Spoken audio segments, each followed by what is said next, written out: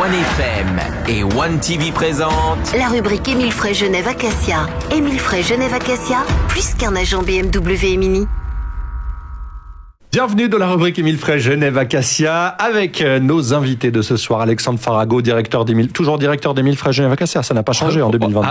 Au dernier avis, non. Allez, bonsoir à tous. David Stutz, alors lui, c'est chef des ventes maintenant BMW. Ouais, et BMWi. Et BMW. Et je chapeaute un petit peu quand même Stéphane, il est tout neuf, donc je suis obligé de chapeauter. C'est ça. Et on a toujours le chef des ventes Opel, Citroën et DS. Ça n'a pas changé en 2022. Non, et ça ne changera pas tout de suite. David Rodriguez. Il disait. On parlera des DS4 d'ailleurs dans un instant. Mais avant cela, Alexandre et David, il faut que vous nous parliez du rôle justement, de votre rôle à vous, les conseillers de vente, qui accompagnez les clients dans leur décision d'achat de nouveaux véhicules, qui les conseillez. Donc c'est vraiment un nouveau métier et des formations qui vont derrière. Hein. Alors c'est des formations, oui. Le rôle de conseiller de vente était anciennement vendeur de voitures, ce que j'aime pas trop. On n'appelle plus ça parce que vraiment le conseil est important. Voilà. Est-ce que c'est juste l'appellation qui a changé pour faire bien, ou est-ce que derrière ça a changé? Le métier a littéralement changé. Voilà. Parce que maintenant, en fait, si tu veux bien, le conseiller de vente, il doit suivre le client pas que pour l'achat, mais il doit suivre pour l'assurance, pour le leasing. Il y a plein de choses comme ça on fait pas que la vente de voitures. C'est pour ça que les journées des vendeurs, c'est pas attendre les clients à leur bureau, c'est d'accompagner le client déjà dans la décision, puisque c'est quand même compliqué d'acheter une voiture. Chez BMW, il y a beaucoup d'options. On est là pour justement dire aux clients qu'est-ce qu'il aurait besoin ou ce qui pourrait supprimer. Les offres d'assurance, parce que il faut expliquer aussi avec les franchises, avec qu'est-ce qu'il est assuré, qu'est-ce qu'il n'est pas assuré. Quand le client tombe tout d'un coup il y a un accident, qu'est-ce qu'il fait? Il appelle son vendeur parce qu'il doit prendre rendez-vous avec la carrosserie, donc c'est le vendeur qui doit faire. Il y a vraiment, c'est pas on vend et après on s'occupe plus du client. Je dirais, par exemple, je prends en moyenne 4 ans pour un leasing. Pendant 4 ans, le client il va régulièrement, ou le conseiller de vente va aussi régulièrement appeler son client pour savoir comment ça se passe. Mais le client va appeler aussi son conseiller pour se faire conseiller pour des roues d'hiver, qu'est-ce qu'il conseillerait pour le style de voiture. Je vais souvent à la montagne, est-ce qu'il me faut des chaînes. Donc on est vraiment là pour répondre à toutes les questions qu'on n'avait peut-être pas il y a une vingtaine d'années où vraiment il y avait le vendeur qui était là, il signait un contrat et puis le client il partait et puis on le revoyait pas. C'est vraiment, je pense que c'est l'idée de maintenant, c'est d'apporter un conseil supplémentaire, que ça soit dans l'achat et le suivi simplement du véhicule. Vous avez quelle formation d'ailleurs en tant que conseiller de vente? Rien. Non, alors, c'est quelque chose qui s'apprend et que vous mettez en place ensuite des formations internes? Absolument. Donc, il y a des formations internes, il y a des formations des différents importateurs par rapport à la connaissance du produit, mais également, on l'avait souligné dans une émission également concernant la formation, l'accueil également. On a eu certains de nos conseillers de vente qui ont eu l'occasion d'aller chez Suisse pour voir le système d'accueil et de service des stewards et hôtesses de l'air.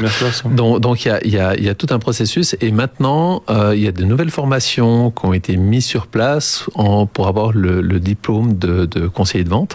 Et ça va encore un petit peu plus loin, ça va jusqu'à chef de vente, etc. C'est un petit peu délaissé avant. Et maintenant, on retrouve cette formation. Si vous voulez tester l'accueil des conseillers de vente d'Émile Frey Genève Acacia, rendez-vous à la route des Acacias et toute l'équipe vous attend avec le sourire. Avec plaisir. Parle logistique dans un instant et pièces accessoires dans la suite de la rubrique Émile Frey Genève Acacia.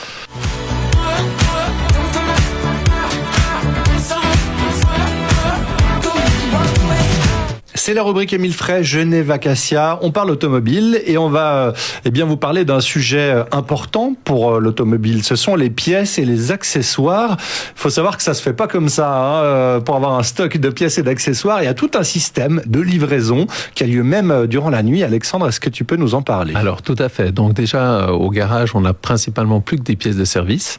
Plus que des pièces de service pour assurer... Ce sont quoi des pièces de service? Alors les pièces de service, c'est lorsque vous venez faire un service style 24 000 km, donc tout ce qui est filtre à huile, filtre à air, bougie. Alors ça, on a en stock, ce qui fait à peu près chez nous environ 6000 références. Donc c'est pas rien, ça fait quand même un stock qui est relativement important. Et puis pour les autres pièces qui doivent être commandées, aujourd'hui... C'est au détail, du coup. C'est au détail, absolument. Et il y a un grand service logistique qui est mis en place de la part des différents importateurs. Et ce qui concerne en tout cas BMW Mini, nous sommes livrés 2 fois par jour. Donc la première livraison se fait entre 5h et 6h du matin. Donc on a un délai lorsqu'on commande les pièces environ de 12 heures pour les recevoir. Donc, ce qui nous permet d'assurer un rythme de réparation qui est convenable également pour le client. Et puis, il y a 2 entrepôts principaux. Le premier se situe dans le nord de la Suisse et le deuxième est à Strasbourg. Alors, quand les pièces doivent venir de Strasbourg, la logistique est encore plus grande parce qu'il y a la douane à passer.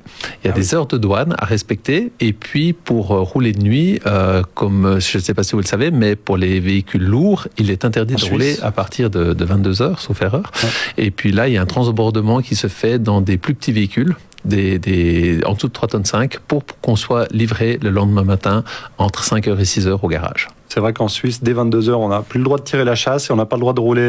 Les camions n'ont pas le droit de rouler. Il y a des choses comme ça un peu particulières. 18 aussi, je crois. Non, alors en fait, c'est tout un système qui doit être mis en place. On appelle un petit peu le just-in-time. Ouais. Finalement, aujourd'hui, on ne doit plus stocker énormément de pièces, quoique 6000 références restent quand même assez confortable, mais pour les pièces particulières, eh bien, on les commande et dans une moyenne de 12 heures, on va les recevoir.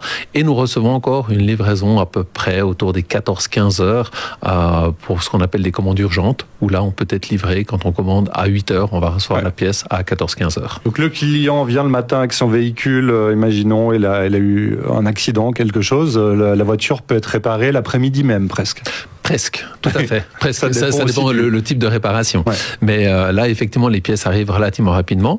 Et puis ensuite, après, il y a un deuxième système qu'on appelle le reliquat d'usine. C'est quand la pièce n'est pas disponible. Et bien là, on passe pas encore par un autre biais. Et là, ça vient directement depuis Munich, où il y a encore un plus grand entrepôt qui est centralisé. Eh ben, merci de nous avoir fait découvrir cette partie un peu cachée d'Émile Frey Genève Acacia. On connaît plus le côté showroom. Et là, c'est un peu ce qui se passe en coulisses. Tout à fait. Avec les nombreux collaborateurs. Merci beaucoup. On parlera DS4 dans un instant.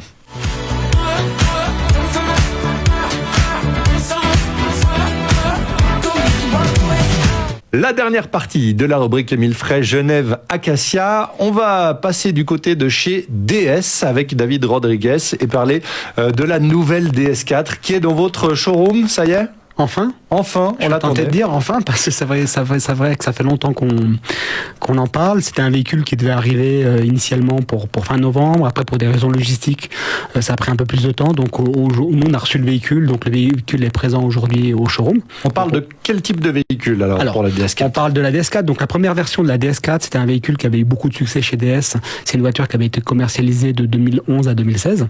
Donc, c'est un véhicule qui avait eu beaucoup de succès. Et là, ils sont partis vraiment d'une page blanche. Ils ont fait un véhicule qui est complètement nouveau.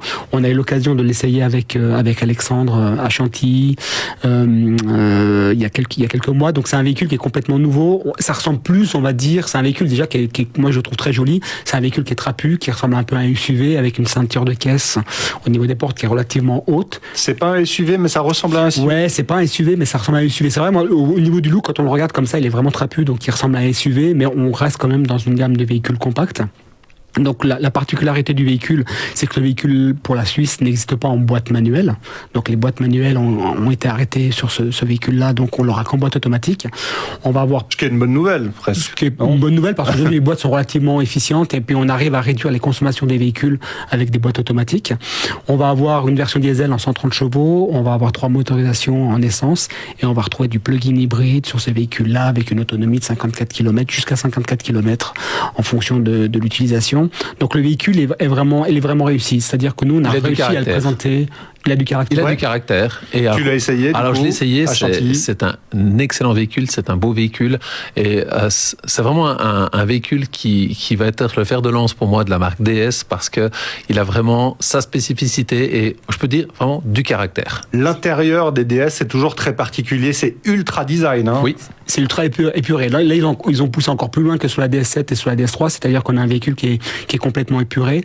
Et pour rejoindre ce que disait Alexandre, c'est vraiment on attend ce véhicule parce que on a pu le présenter à quelques clients privilégiés. On a fait un micro événement et c'est clair que les gens, les journalistes même trouvent que le véhicule est extrêmement réussi. Donc on l'attend avec impatience parce que pour nous ce sera dans la même lignée que l'ancienne DS4 un succès commercial.